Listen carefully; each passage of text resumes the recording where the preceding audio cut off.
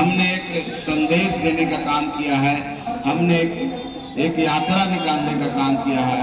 उस यात्रा का मकसद है कि हम उन गरीबों के बीच में जाएं जो हमारे पास नहीं आ सकते हैं, उनका दुख दर्द जाने, उनकी जो सोच है हम लोग के प्रति वो जाने, उनका कोई सलाह होगा, उनका कोई मशवरा होगा वो जाने, और उससे सीख लेकर के उनके दुख दर्द को जान करके हम लोग कुछ ऐसी रणनीति बनाएं जो आने वाला भविष्य में जो सिकंदरा विधानसभा क्षेत्र के विकास के लिए अग्रदूत के रूप में शामिल होगा।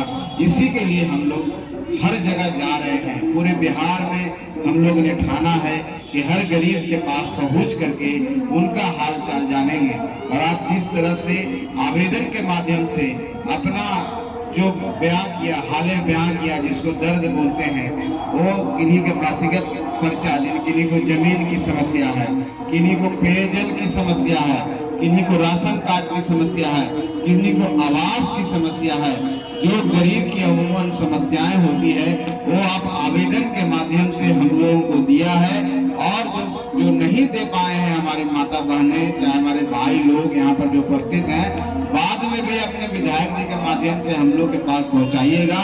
हम आपको आश्वस्त करने यहाँ पर आए हैं कि हम अगर हैं, हमारा अस्तित्व है तो आपके कारण है, क्योंकि आपने हमारे 4 विधायक हैं बिहार में, वो एक विधायक आपने चुन के यहाँ से भेजा है। तो हम लोग का दायित्व है कि आपकी सेवा में हम रहें और आपके बीच में हम रहें, आपका हाल चाल जाने। तो आप लोग आवेदन के माध्यम से माननीय विधायक जी को दीजिएगा तो हम लोग के पास पहुंचेगा। और हम लोग ने पूरी टीम बनाई हुई है, कमेटी बनाई हुई है, जिसमें हमारे माननीय विधायक भी हैं, हमारे संरक्षक आदरणीय श्री जीतन राम मांझी जी भी हैं। और हम लोग देखते हैं कि किस स्तर पर आपका काम का निपटारा हो सकता है। अगर वो काम का निपटारा माननीय मुख्यमंत्री जी के स्तर से भी है तो हम लोग वहां भी जाके आपका काम कराने का काम करेंगे। इसीलिए हम लोग यात्रा निकाले हैं, क्योंकि गरीब के चेहरों पर मुस्कान हो, जिस कारण से आपने हमको जिता के भेजा है विधानसभा में। आपकी आवाज कम नहीं पड़े, आपकी आवाज कमजोर नहीं पड़े, इसके लिए हम सब ये यात्रा निकाले हैं। और यात्रा एक सबक भी है हम लोग के लिए। और जिस तरह से हम लोग मगध में और यहाँ भी जो आप सबका मान सम्मान मिला है, और उस ताकत को बढ़ा करके आपकी सेवा में हम लोग दिन रात लगे रहेंगे, ये वादा हम करके यहाँ से आप सबके बीच में जाएंगे। और साथियों, एक गरीब की पार्टी है और आदरणीय श्री जीतन राम मांझी जी, चाहे जितने भी नेता यहाँ बैठे हुए हैं, सब गरीब के नेता हैं और सब गरीब के कल्याण के लिए सोचते हैं। और गरीब, हम लोग यही कहते हैं कि सब गरीब को एक होकर काम करना चाहिए। जब तक आप एक नहीं होइएगा तब तक आपको कोई नहीं पूछेगा।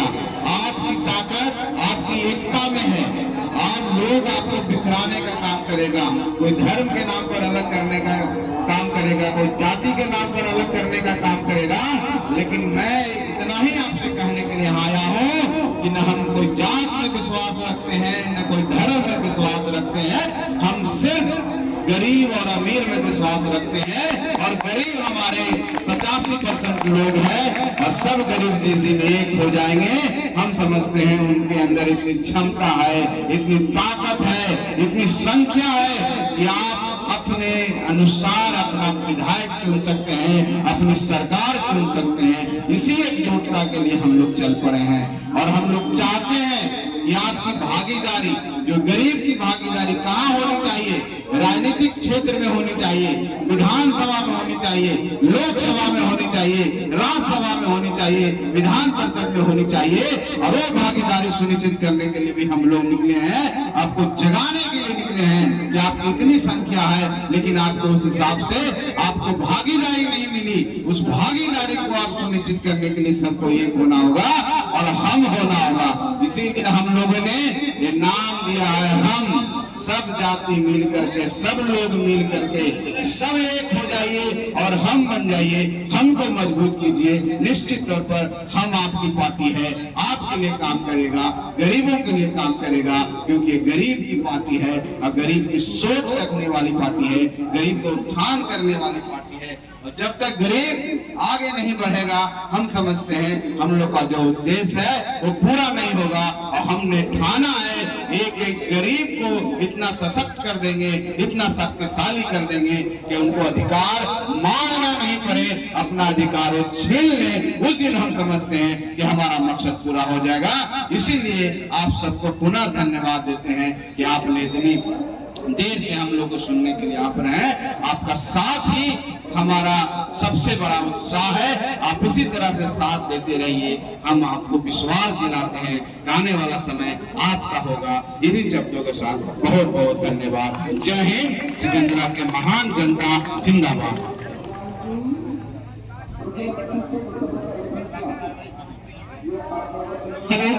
व्यवस्था पर सवाल उन लोग उठा रहे हैं जो पहले साथ में थे, और उनका कहना है कि हम जब साथ में थे तो विधि व्यवस्था बहुत अच्छा था, और जब हम हट गए थे विधि व्यवस्था गड़बड़ हो गई। इसका दो रूप होता है। इसका दो रूप ये होता है कि आप उसमें इंडल गए तो आप अलग हो गए तो आप न्यूसेंस क्रिएट कर रहे हैं। दूसरा इसका एक पहलू ये है कि ये तो विपक्ष में है तो कुछ बोलना है।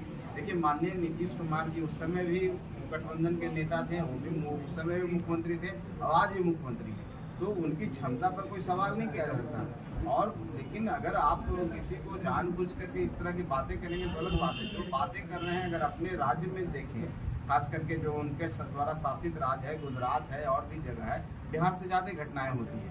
तो कम से कम अपने तरफ तो देखें, अपना आईना को, अपने चेहरा भी देखना चाहिए।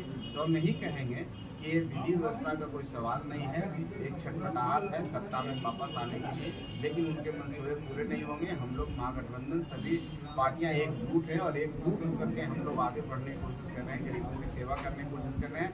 चाहे 24 हो 25 हो, हम लोग पूरे जोश के साथ, पूरे तैयारी के साथ हैं और पूरी अच्छी तरह से हम वापसी करेंगे। हिंदुस्तान अवाम मोर्चा दलित समाज की राजनीति करती है। दलित समाज से आने वाले एक जिलाधिकारी जी कृष्णैया की हत्या कर दी।